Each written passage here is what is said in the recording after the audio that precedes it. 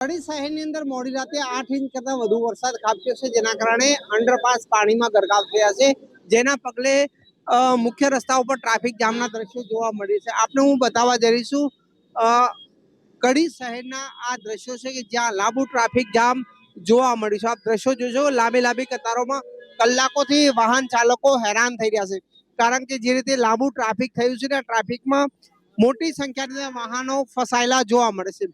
આ રીતે દ્રશ્યો જોવા મળે છે. વાહન ચાલકો ક્યાંક ને ક્યાંક હેરાન થાય છે.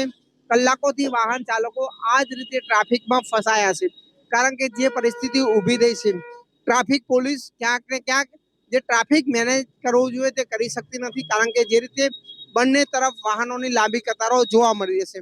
અહીંયા વાહન ચાલક છે, તેમનાથી વાત કરીશું. વડીલ, કેટલી મુશ્કેલી છે? સાહેબ, પારાવાર મુશ્કેલી છે. કડીની અંદર હું 8:30 છોકરાને મૂકવા સ્કૂલે ગયો તો આજે 10 વાગી ગયા, હજુ 2 કિલોમીટર ઘરે પહોંચી શક્યો નથી.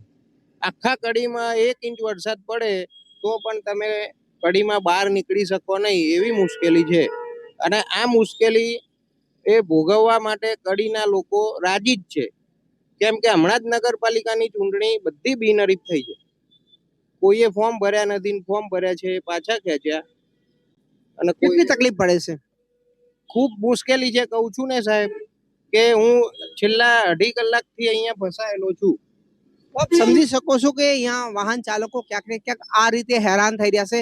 લાંબી કતારોમાં તમામ વાહન ચાલકો ધીમે ધીમે આગળ વધે છે, પરંતુ જે રીતે લાંબુ ટ્રાફિક જામ જોવા મળ્યું છે, આ પરિસ્થિતિ અહીંયા જે પોલીસ સ્ટાફ પૂરતો હોવો જોઈએ તે જોવા મળતો નથી, કારણ કે જે રીતે લાંબી કતારોની અંદર વાહનો ઉભેલા જોવા મળે છે.